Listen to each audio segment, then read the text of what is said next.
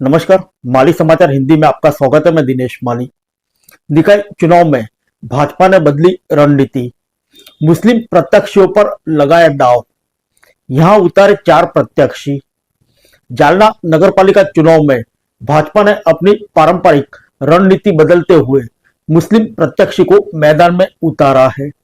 महायुति में फूट के बाद सभी दल अलग अलग लड़ रहे हैं। यहाँ मुस्लिम मतदाताओं की संख्या निर्णायक है, जिसे देखते हुए कांग्रेस, एनसीपी और शिंदे गुट ने भी मुस्लिम प्रत्याशियों पर दांव लगाया है। आइए जानते हैं विस्तार से।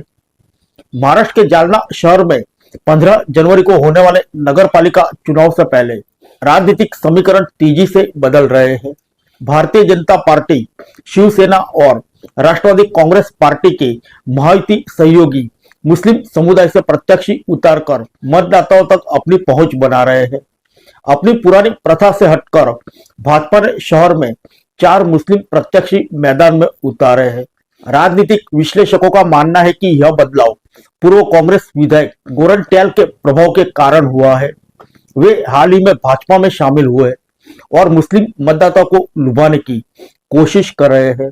हालांकि शुरू में महायुति सहयोगी से एक साथ चुनाव लड़ने की आशा थी, लेकिन सीटों के बंटवारे पर असहमति के कारण आखिरी समय में गठबंधन टूट गया।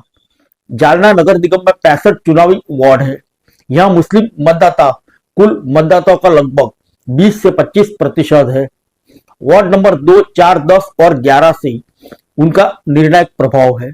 अन्य महायुति सहयोगी में एकनाथ शिंदे की शिवसेना ने 7 मुस्लिम प्रत्याशी उतारे हैं, जबकि अजित पवार के नेतृत्व वाली एनसीपी ने समुदाय से 17 लोगों को नामांकन किया है।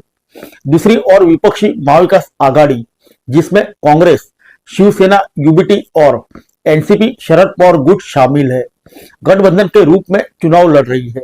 यहां कांग्रेस ने 51 प्रत्याशी उतारे हैं, जिनमें 19 मुस्लिम शामिल है।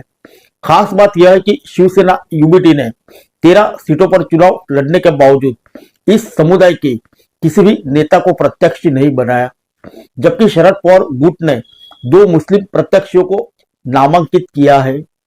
इस बीच ऑल इंडिया मजलिस से इत्तेहादुल मुस्लिमीन यानी एआईएमआईएम ने जालना के मुस्लिम बहुल इलाकों में 17 स्थानों पर चुनाव लड़ने का फैसला किया है। इसके जिला अध्यक्ष शेख मजीद ने कहा कि लोग एक विकल्प की खोज में है और एआईएमआईएम उनकी आकांक्षाओं का प्रतिनिधित्व करती है। बता दें कि राज्य में 29 नगर निगमों के चुनाव 15 जनवरी को होंगे और मतों की गणना अगले दिन होगी। फिर मिलेंगे अगले बुलेटिन में अन्य किसी खबर के साथ। तब तक के लिए इजाजत दीजिए। नमस्कार।